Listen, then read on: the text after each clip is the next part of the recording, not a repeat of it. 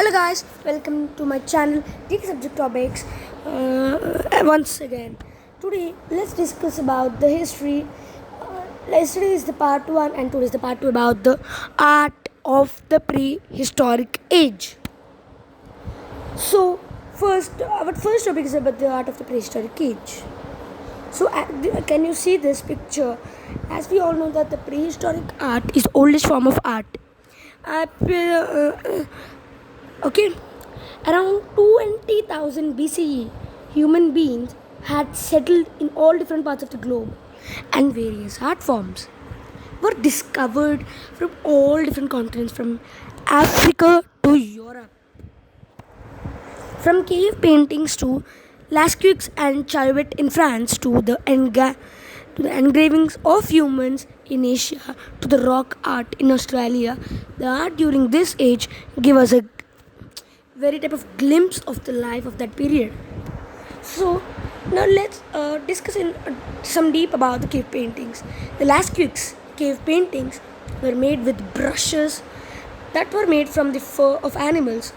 Artists from the Paleolithic age used 5 different colors, including black, violet, yellow, red, and brown.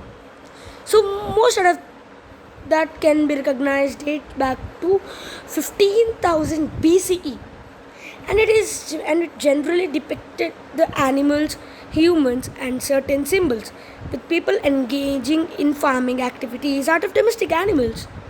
Maps and other landscapes made their presence felt.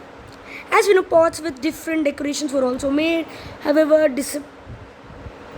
despite them, ceramics were only until used for a domestic purpose since the 6th millennium. Now you can see the pottery of the prehistoric age.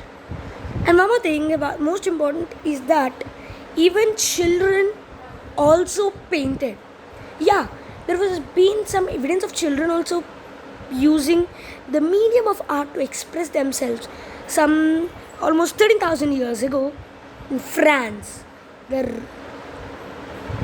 Rauvenic caves have marking called finger flutings made by a child, where the art consists of simple lines. The lines have symbolic meanings. These flutings or meandering lines depict the everyday lives of the people of this time. Some are shaped like animals or have a heart-like appearance called tectiforms. So let's discuss about some arts in all forms. Okay, art from South Asia documented the life and people of those times. The cave sites of the Pachmarahi Hills in India imply showcase in lives of the people during the Mesolithic period. Central and East Asia have numerous examples of art with carved figures found in Malta. So, the archaeological sites of Jiahu in China hosted bronze flutes that represented the culture and their application for music. And I think you can all see the mammoths. So now our next topic is about the ice and stone age, guys. So, as we all know, the ice age occurred during the almost 2.6 million to 11,700 years ago, when huge glaciers formed and spread from the North Pole towards the south.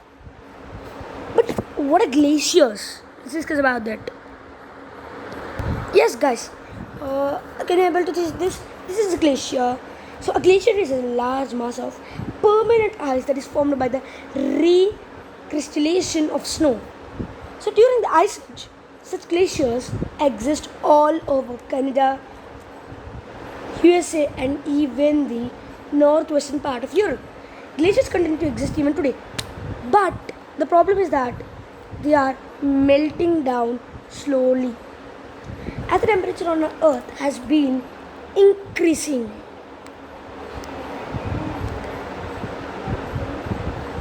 So, guys, but sometimes the ice was 1,000 feet deep. But even this sub-zero condition, both plant and animal life existed. That is a bit interesting about that. So even if a bit warm climate become a bit warmer, we are able to see the flowering plants. Now let's discuss some about the what made the Earth cold. Scientists have no state what exactly caused the ice age, but they believe that the changes in Earth's orbital pattern could be one of the reason behind this. A few other believe that the reason could be because of the destined gases come together and have made the Earth. So, guys, now let's see about the rise and fall of sea levels. So, the most recent ice age entered its coldest period about 22,000 years ago, when ice sheets covered a great part of North America and northern Eurasia. As the seas froze, the sea level fell by over 100 meters in certain places, exposing bridges of land between land masses. For example, the bearings between Siberia and Alaska became dry land, allowing animals such as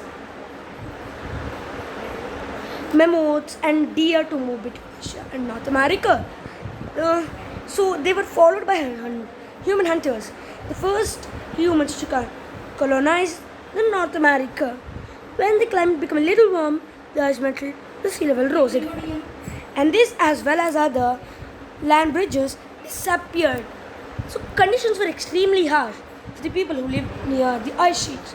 So, guys, this is for the day, and we'll discuss about the Stone Age tomorrow. And thank you, guys. If you like this video, please share it to your friends, like and subscribe to my channel, and thank you for watching. I'll see you in the next one.